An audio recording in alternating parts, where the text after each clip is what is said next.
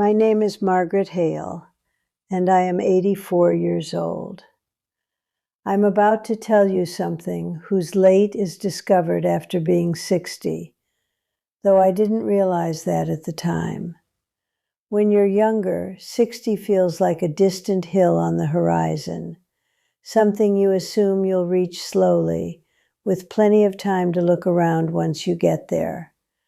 But when you actually arrive, it's quieter than you expected, and things begin to whisper. Not loudly, not in ways that make people stop what they're doing, just small changes, quiet ones. I remember the morning I first noticed it. It was late autumn in Pennsylvania, the kind of morning where the air carries that faint smell of leaves turning soft on the ground.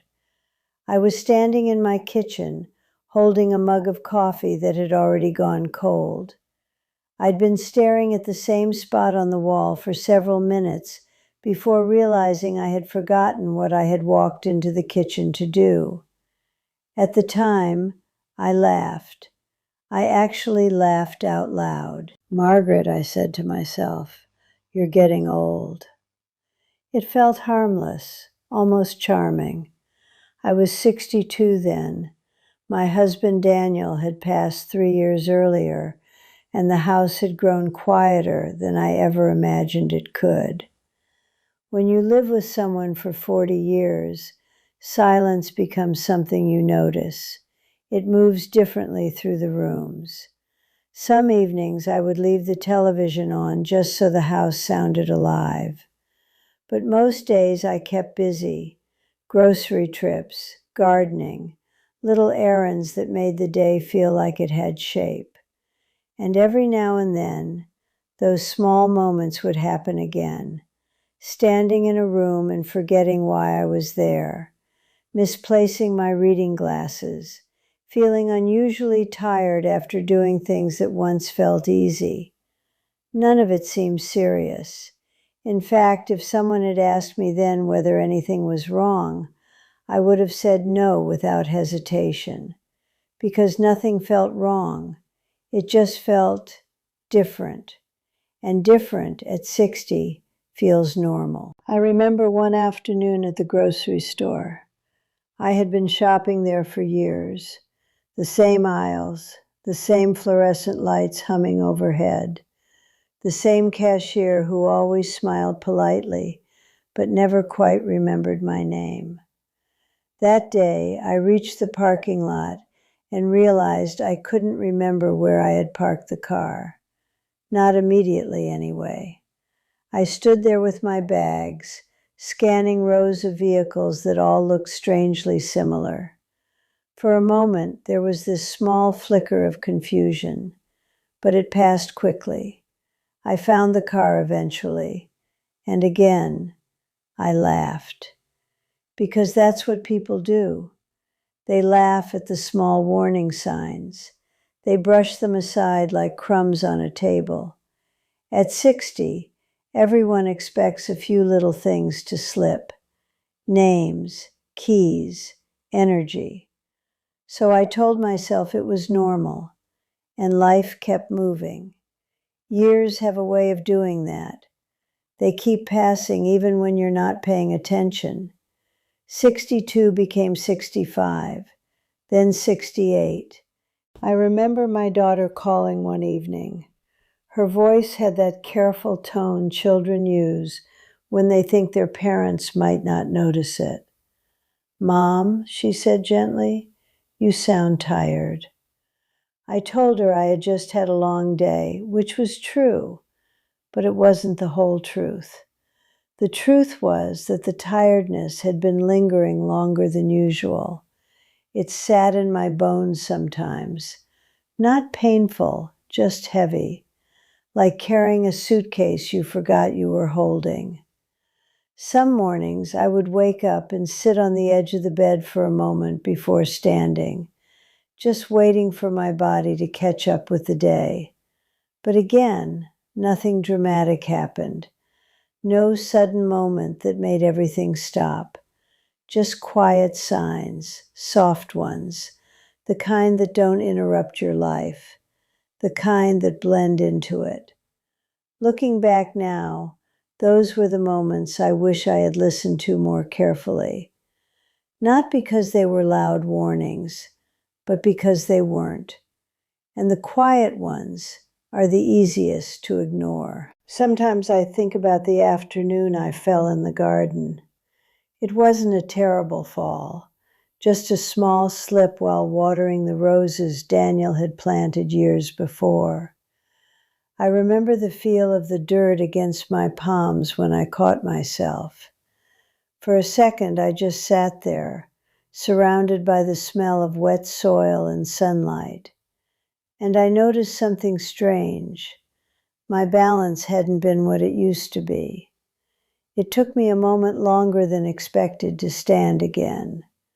I brushed the dirt from my hands and told myself it was nothing, just another little sign of age.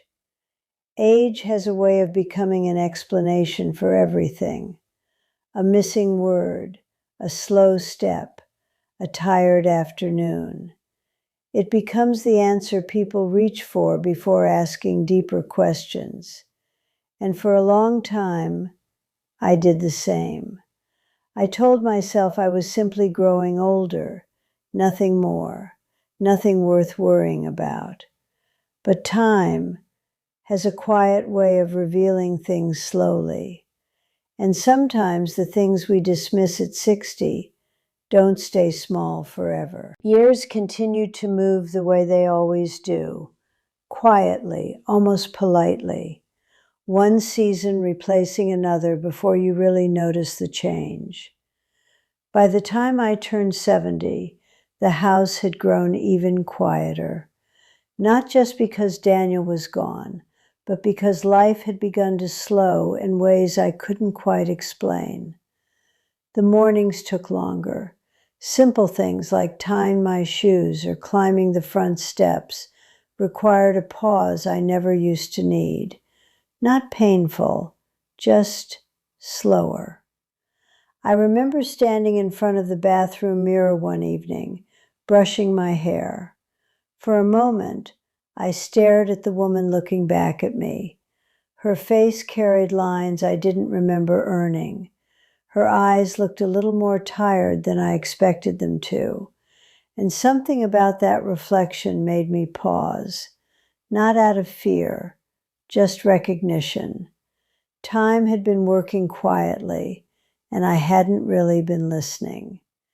There were other moments too, little ones that didn't seem important at the time, like the afternoon I walked to the mailbox and suddenly felt out of breath halfway down the driveway.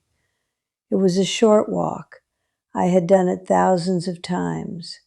Yet that day I stopped for a moment beside the maple tree near the curb, pretending to admire the leaves while my breathing settled. A passing car slowed slightly, the driver giving a polite wave.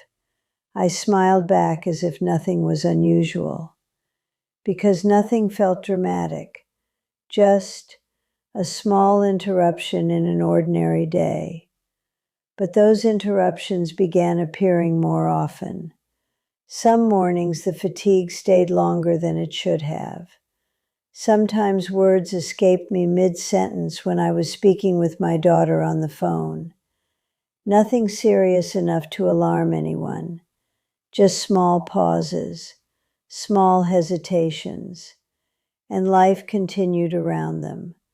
I still went grocery shopping, still watered the garden Daniel once loved, still sat in the living room each evening with a cup of tea, listening to the quiet creaks of the house settling for the night.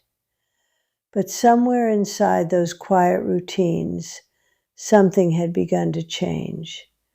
Not suddenly, gradually, like the slow dimming of light at the end of the day. The realization didn't come all at once. It arrived through memories, moments that only made sense later.